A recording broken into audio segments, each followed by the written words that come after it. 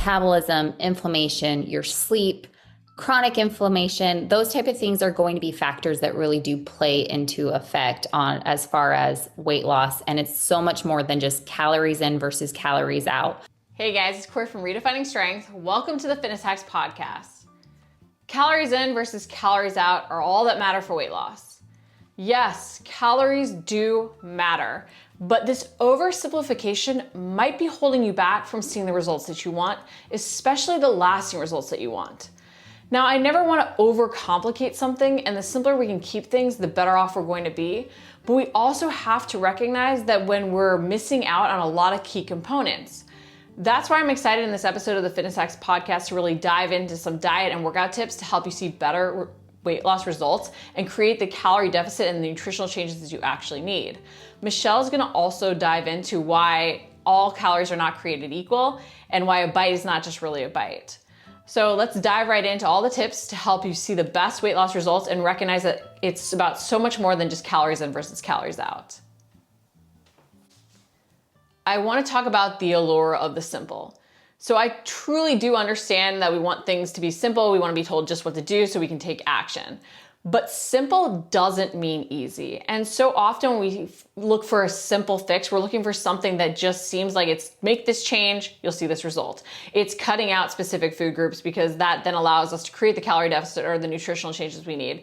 It's, just keep your calories to this one level. It's things like that though, that miss the bigger picture that ultimately keep us stuck on this yo-yo dieting cycle. Really, the dieting industry doesn't want us to succeed. So it only serves them to make things seem really simple that don't ultimately pay off. So while yes, at the heart of weight loss, if you take in fewer calories than you expend, you are going to put yourself in that calorie deficit. And because your body needs more energy, it is going to use that fat to fuel. Okay, so you're going to lose weight. However, in this same thing, when we only look at calories in versus calories out, ultimately what happens is we create a deficit, potentially even too extreme a one, which creates metabolic adaptations, which then makes our body function off of that deficit. So it no longer is us actually being in deficit. We're trying to be, efficient and use that, which means we're not losing weight. But we also get stuck in the cycle of we create the deficit, we lose the weight, then what? Right? You can't stay in a deficit forever. Otherwise you will create those metabolic adaptations and it's no longer a deficit. And you can't go back to what you were doing prior because those habits led to the results that you had at that point, which means you have to transition into maintenance. It's why looking for that simplification then makes you miss out on all the key lifestyle changes you truly have to make if you want to see a new and better result. If we don't embrace the learning process to start, we're going to have to embrace it at some point. And a lot of times we're embracing it at a point where we no longer have the willpower and motivation that we once had. So if instead of looking for something simple, you say, hey, how can I simply learn as much as possible and then make changes? You can make small changes. And I think that's where we get a little confused. Small changes are not the same as simple changes. Small changes might meet us where we're at, but they're a change towards ultimately the lifestyle balance we need to create. They're about making unconscious habits conscious. And I want to dive into this because I think it's off of us being like, I want something simple. I want to be told just what to do. The problem is you're just doing that new thing. You're not really assessing where you're at currently, all the lifestyle factors that will ultimately sabotage you because you're not making changes to them. You're putting a Band-Aid on a big wound. And so if you want to make changes that last, if you want to see the best weight loss results and especially fat loss results, because there is a difference between just losing weight on the scale where you don't care if you lose muscle and truly losing fat and improving your body comp to look leaner, which is what most of us truly want, you need to take a look at your overall lifestyle. So the best thing we can do if we want to keep things simple, so to speak, at the beginning is to make small changes based on where we're currently. That means assessing your lifestyle. You need to make all the habits you're repeating unconsciously conscious. This is where we start to feel, motivation waning. We start to feel like we're constantly exerting self-control because we are. All these unconscious things we did during the day that didn't require any willpower, any self-control, any thought really, any energy, we're making conscious. And that in and of itself takes energy and focus. And then on top of that, we're consciously having to replicate these new habits that feel very uncomfortable. That's why we can feel like we run out of self-control and willpower. But the more we embrace that this is part of the process and then make those changes closer to where we're at currently so they don't feel as dramatic, the less we're going to drain ourselves as we're doing this process. But I think just taking ownership of that is really key and recognizing that when we make things oversimplified, it doesn't allow us to address all the intricate factors that really make up our lifestyle. Okay?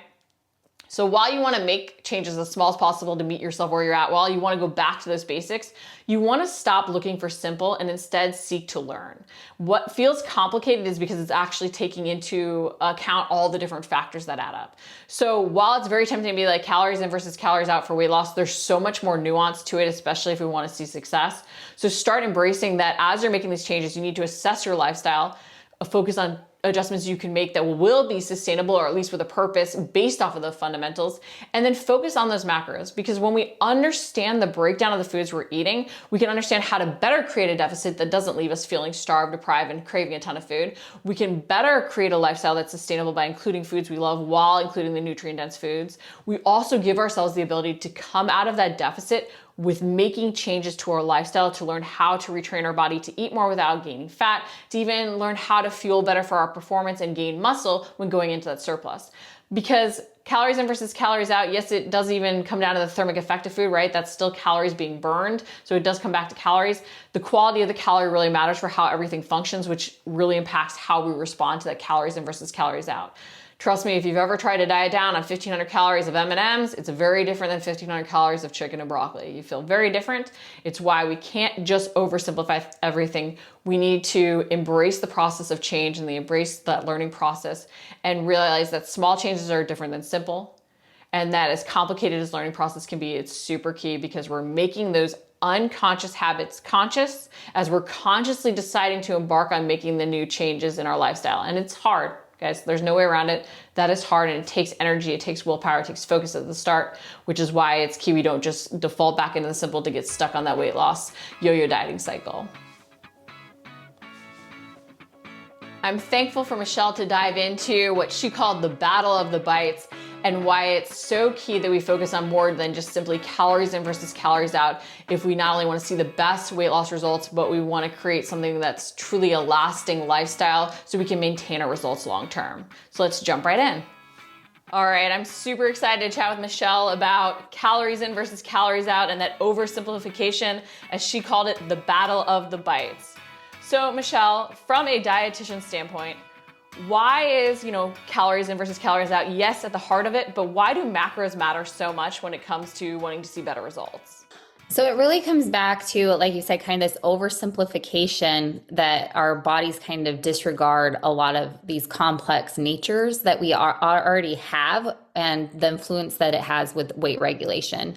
So just some of these examples that go beyond just calories is going to be like metabolism, inflammation, your sleep, chronic inflammation. Those type of things are going to be factors that really do play into effect on as far as weight loss. And it's so much more than just calories in versus calories out.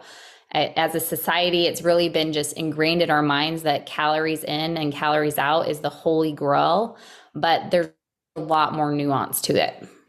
So I understand, or we all understand, if you eat fewer calories than you actually need, right? You're taking in less than you need to survive, you're going to lose weight. But with that, there's so much nuance to how we're creating that calorie deficit, what kind of calorie deficit we need, how that's impacting our body. But more importantly than that, when we do this oversimplification, I think it's why we see so many people caught on that yo-yo dieting cycle. We see them going into that calorie deficit to lose, they lose the weight, and it's like, now what? Right? Or they create such an extreme calorie deficit that then they ultimately end up creating metabolic adaptations, and what seemed like a calorie deficit is no longer a calorie deficit. So I'm excited for you to break down the different components of it and how the type of calorie can really impact different things. I know you brought up metabolism already. Can you go into how our metabolic rate is impacted by calories, why there are other things that we need to consider if we do want to see the best body recomposition? Yeah. So our metabolism is not this static calculator. A lot of people are like, oh, my metabolism is this and I can eat these food and look at me. I've been blessed with a fast metabolism. The truth of the matter is what they've actually found is our metabolisms do not vary that much from one person to another. It's that metabolic adaptation. So it's not like someone truly is gifted with this super fast metabolism and that's what they were born with and that's what they throughout the rest of their life, where they don't need to be concerned about what they're actually intaking. What they find is those people who have higher metabolisms that are burning more, it's usually comes down to the fact that they are, one, eating food, and two, actually exercising, doing things to burn off fuel as well. So they are doing these other things that actually help their metabolism.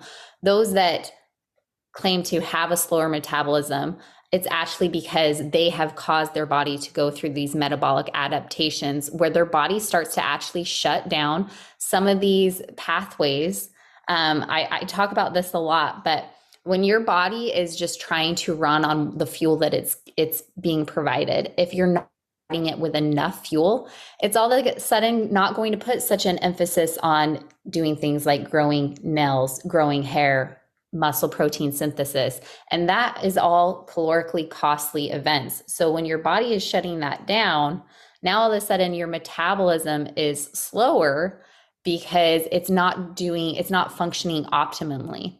So your metabolism is truly a dynamic system that adapts and responds to various inputs and signals.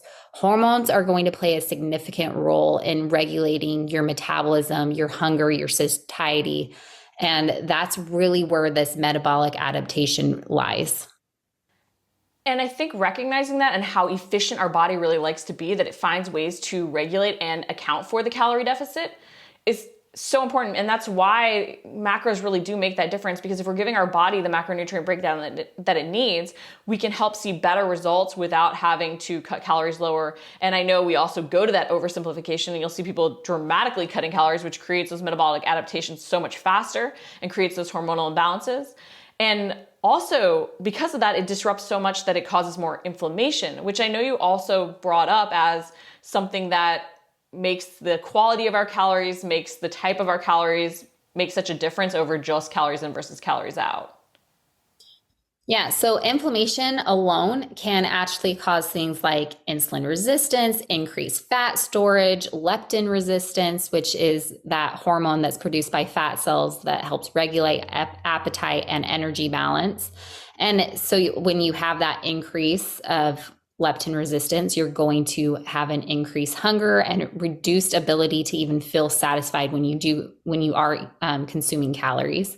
And it does just in general increase cravings and emotional eating responses, because you're not getting that reward and pleasure centers kind of lighting up in your brain when you are chronically inflamed. So it's one of those things that it doesn't get enough attention, as far as we need to make sure that we are not staying in this chronic inflammation state. And it's kind of a tricky thing, because our body naturally, it's our body's natural response to stress and to things that are going to occur is inflammation. But it's really when we are consistently staying in that high inflamed chronic state where we're going to all of a sudden see all these disruptors, and it's going to affect the metabolism as well.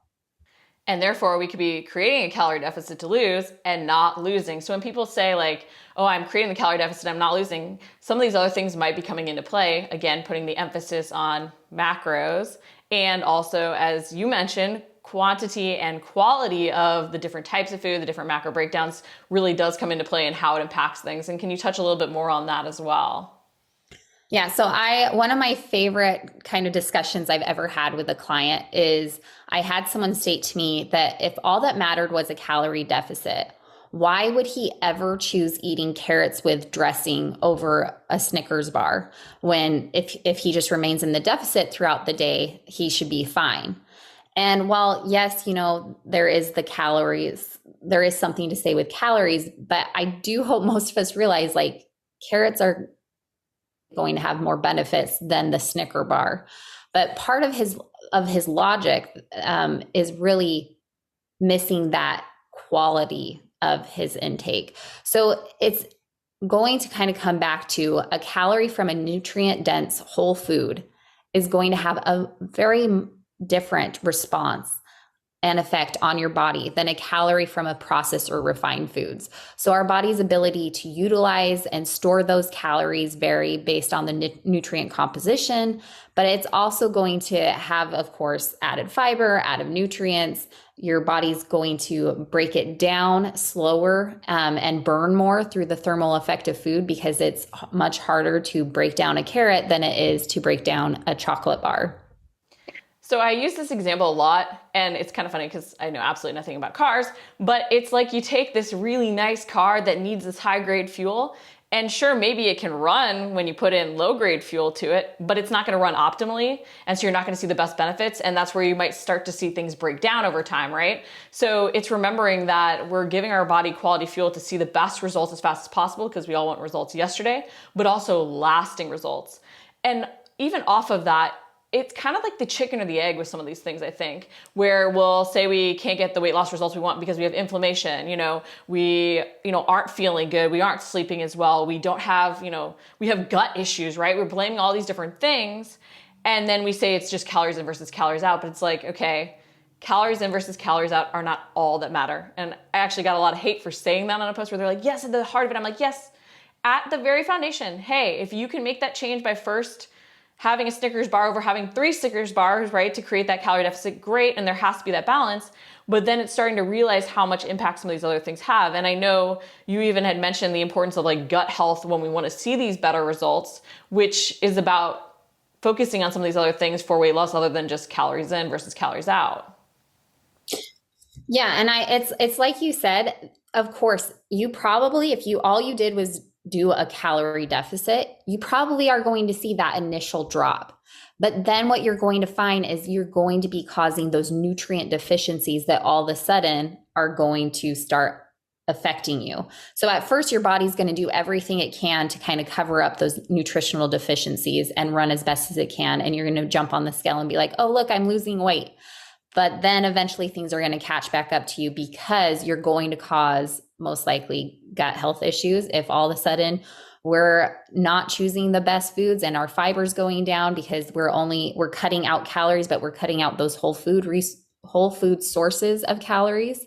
Then we're going to get an imbalance in that gut bacteria. And that is really becoming very well studied. And we're finding that the composition of our gut microbiota plays a huge role just in weight management alone.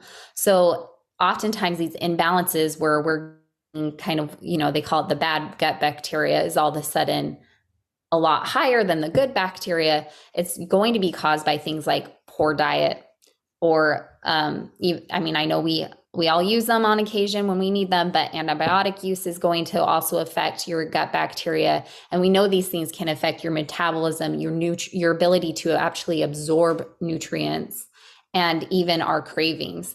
So it's going to be kind of come back to the saying, like, we need to focus on that whole food resources. And one of the things that they really do stress when it comes to gut health and how you can improve gut health is truthfully just focusing on the quality of your intake, but also making sure we're hitting that variety as well. That's why I like macros. It makes you dial in that quality a lot more than you think, because yes, you can balance in some of the foods you love that are not as healthy, right? But you are, I guess, sort of by restricting the macronutrients, forced to also include more quality to have that balance. And so it does allow you to not feel restricted, but again, dial in things in the way you need to improve all these different factors. And I know someone's going to say, well, if you were to eat healthy foods in a calorie surplus, you're not going to lose. And it's true. You can eat clean and be overeating things that you don't need, which is where those macro ratios do come into play, because based on the macros you use, you can really impact how many calories you ultimately need, which is why potentially adjusting those first, taking in the calories you're currently consuming, can be better than just creating that deficit. It also allows you to learn about the quality of the food and how you're fueling. And I think that's the most key thing, because again, I know I've repeated this multiple times, but I do see so many people stuck in that yo-yo dieting cycle because they say, okay, well, I cut my calories. They slash their calories lower. They lose weight. They either A, hit their goal and then start to have a ton of cravings because of that, or B, they hit their goal and they're like, okay, well, I can't stay in a calorie deficit forever. Now what, right? But they've never learned about the fundamentals of the quality of their food, the macro breakdowns, how to transition back to eating maintenance calories so they go back to what they were doing.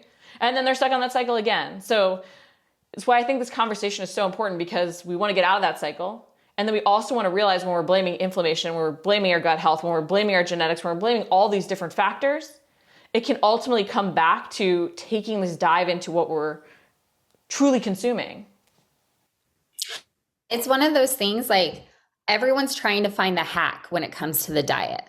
And we're so eager jump on the next hack and the next thing that's going to make things easier. But truthfully, it comes down to understanding and learning the basic foundations of diet and the basic foundations, or the basic things that even you require. Because I hear this a lot, like where everyone's like, well, I'm an anomaly because I have this working against me, or I have this working against me. Hate to break it to you, none of us are that. None of us are that special. None of us are that special. that special, because most of us have something. That's why we're even on this weight loss journey to begin with, because something is working against us. And we have to, first of all, take a true look at what that root cause is and start working towards it. But even if you're struggling figuring out what that root cause, we know the basics of having a macro focused diet that's going to be making sure quality is going to improve. We know exercising, we know, increasing our protein and increasing our fruits and vegetable whole food sources are going to have positive effects, even if we don't see those major payoffs on the scale right away.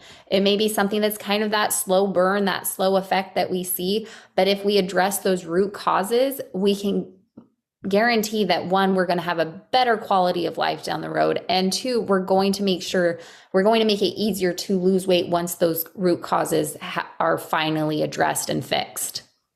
So summing everything up, okay, if you were to have a few action items or focuses for people besides just calories, they're starting their weight loss journey, they know the calories in versus calories out thing, what would you tell them to focus on to make sure that they're addressing everything they really need to see the best results as fast as possible?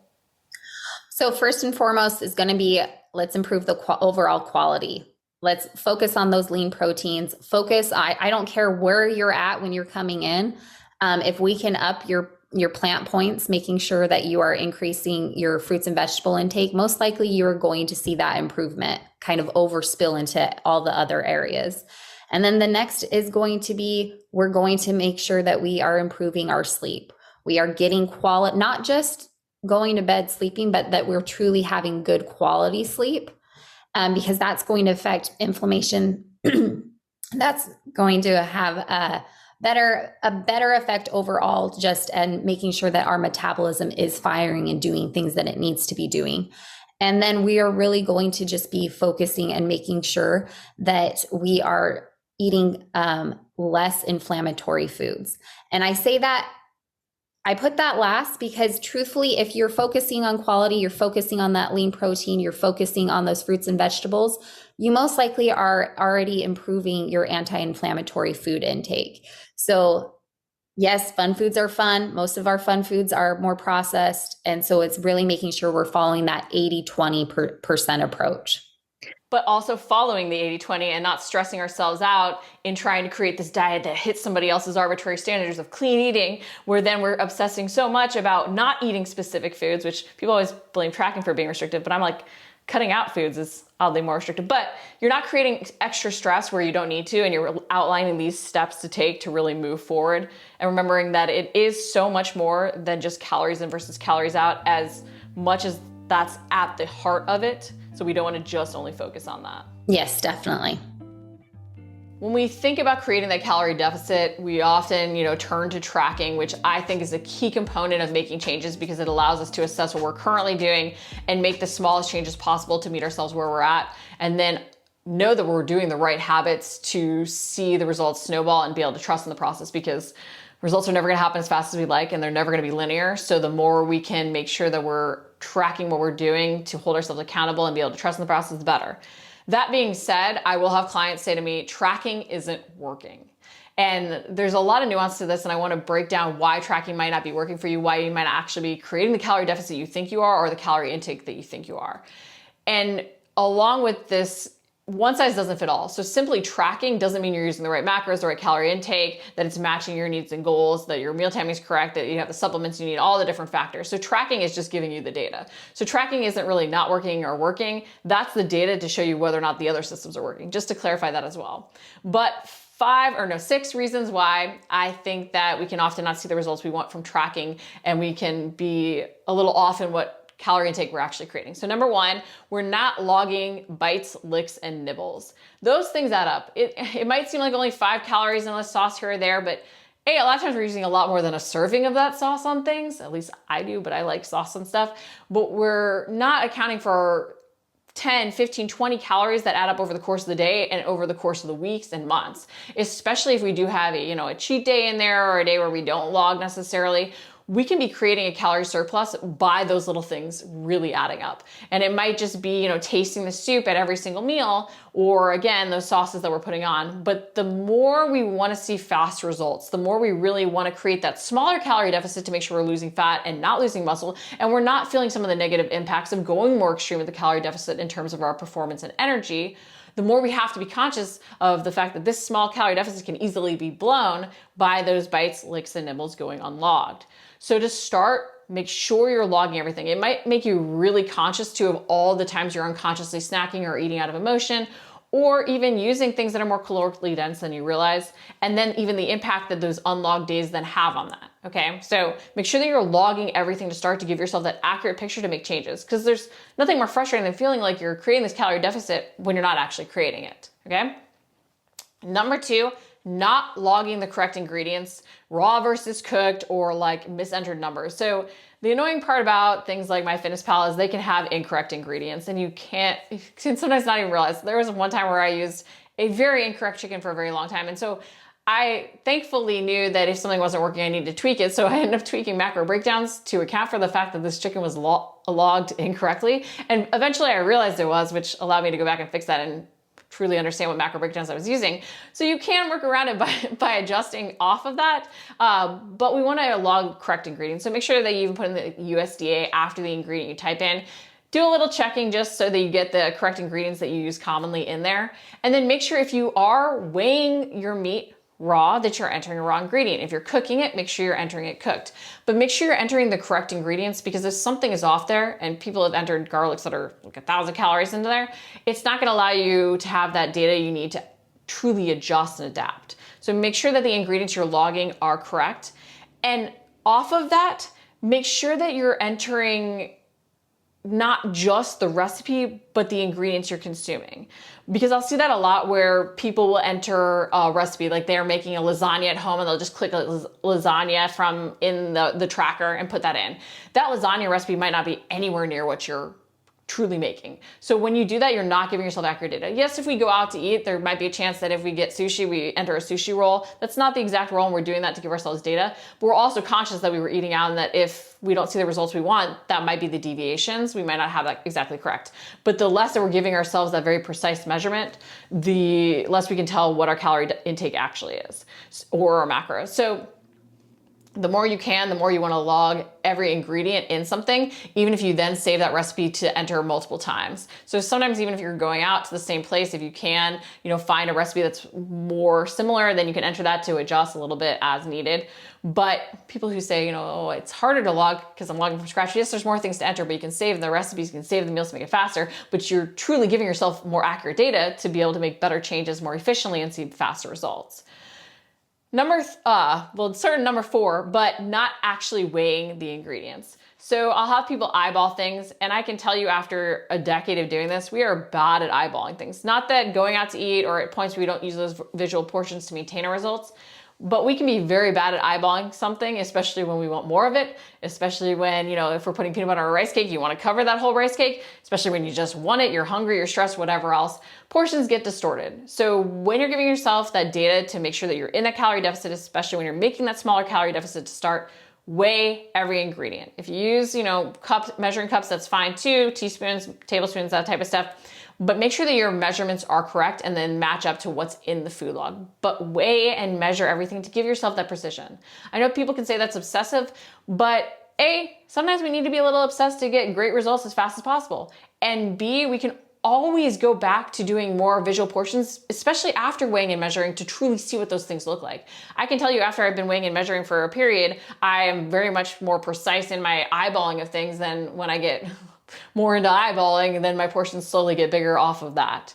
So it's a little accountability, even just going back to measuring every once in a while if you are usually using the visual portion sizes. Then next, this sort of ties into it and goes back to number 3 with the entering the recipes over specific ingredients. Eating out too more frequently can make it harder to know exactly what we're consuming. Now, I'm not asking you to change your entire lifestyle, but you always need to know the upsides and the downsides to everything that you're doing and how it's gonna impact your results. If you are choosing to eat out more and not at the same restaurants, that gives a lot more variability to what calorie intake and macros you're probably consuming, because each restaurant is going to make a dish differently. And there's probably gonna be a lot more fats and such involved in their cooking processes than what you would even use at home. If you can go out to the same restaurants more consistently, you can see how those consistently impact you to adjust around and even change your calorie intake or your macros based on that. Again, it goes back to that incorrect ingredient I had when something wasn't working. I did adjust everything. Didn't adjust the right things until later on, but you can always adjust around it. But be conscious that eating out can impact the calorie deficit you're consuming because you don't know exactly how they cook things. Off of that too, untracked days can be very, very hard to make sure that you're in the calorie deficit, that you're getting the intake you need that can slow the weight loss process. Because you'll be surprised if you're trying to create only a 100 to 200 calorie deficit during the week, how an unlogged day or two, especially if you choose to go to a fast food restaurant, can be blown by that. So when we're thinking, I'm being good all week, it's very easy in that time period to only have created a 500 calorie deficit, which we then eat over easily on the weekend. So even one day can add up. So all those days where you're maybe not sticking to your original plan, especially starting out, just log them. They might not be exactly accurate, but the more you can understand that impact of that higher calorie intake, of those change in macro ratios on that day impacts the rest of the week and the weekly averages you're seeing, the more you can see how it will impact you over the weeks and months and potentially detract from you seeing the fast results you want. It's why sometimes starting out, we do have to make more sacrifices to first achieve our goal and then transition into maintenance, which gets easier. I can tell you that, I've included more alcohol, more free days once I've reached a goal than when I'm first getting down there. And I've seen it happen with clients time and time again. So if you want results yesterday, not only start by logging those days where you don't necessarily care about macros or calories just to see the impact they have, but even then consider giving yourself a little boundaries to help dial everything in so you are creating that calorie deficit, that macro breakdown that you really need to see results, and even getting that quality fuel in. The last thing I wanted to cover, which might actually be 7 now after sort of breaking down the enter recipes over specific ingredients or specific ingredients over recipes, is eating the calories you burn from your workouts. I never recommend doing this. There are maybe some programs out there that do say, here's your baseline calorie intake, add in this. And if they do, they're taking into account the fact that they're not adding in activity.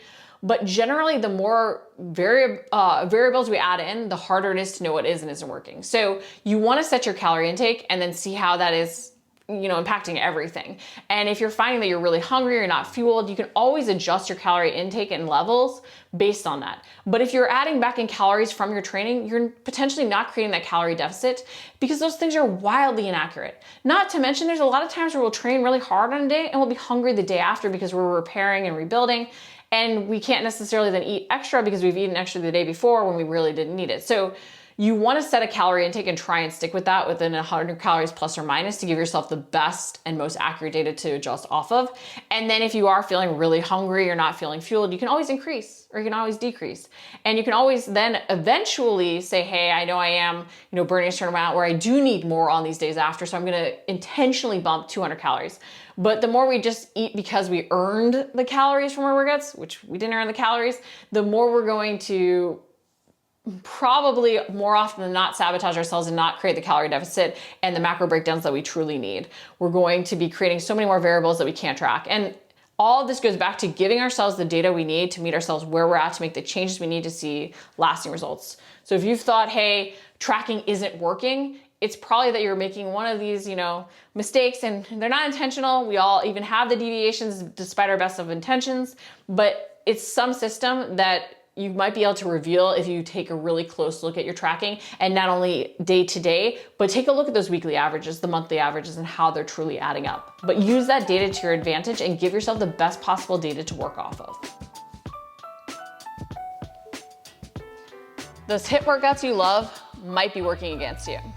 All right, so I love a good HIIT session as much as the next person. High intensity interval training, there's something about the intensity of it, the sweat, the feeling of fatigue, that's just oh so nice. But As good as I think that interval work can be, you can not only improve your conditioning because you can vary the work to rest intervals to work different energy systems. I think it can be very time efficient. You can burn a ton of calories, which can be beneficial to weight loss in a very time efficient manner. I think it's also always key that we understand the downsides to any upside, that we don't get so married to one tactic or technique or piece of equipment that we can't see that there are also potential problems to it, and it might be what's holding us back. Because I think when we get so into loving something, when something isn't working out, we then never assess whether or not it's that thing we love. We assess all the other changes we made, especially the ones we don't like as much, and we'll end up eliminating those things that might be working when it's the thing that we love just because we were so into the benefits of it, okay?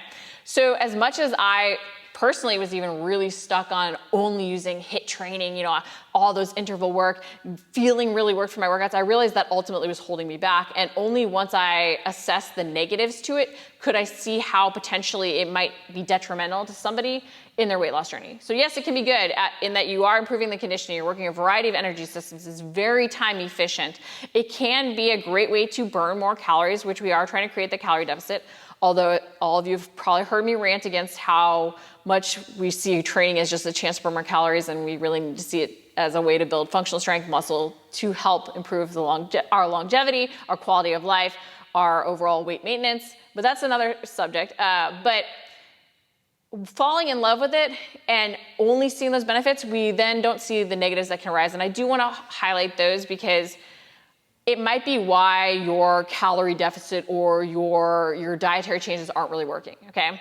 So if you think about these sessions, they are freaking intense. They can impact subsequent training sessions. They can make us not see the strength gains that we really need or the muscle gains we really need from other workouts because we aren't able to train at the same intensity.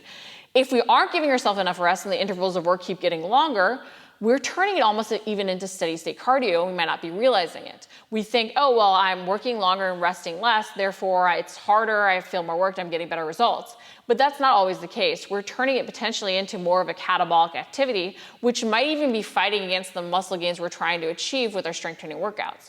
So not only might we see, a point of diminishing returns in our other workouts, but we might be doing this catabolic activity and more catabolic activity than we recognize because we think, oh, well, it's intervals, it's not that steady state running or the steady state cycling.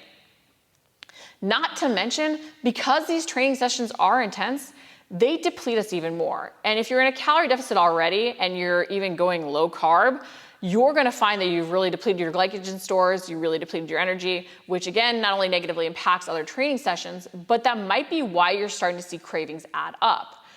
We don't recognize that the hard training, the lack of, carbohydrates, especially if we are training intensely, can create cravings for other things as our body tries to find a way to encourage us to give it what it feels like it needs.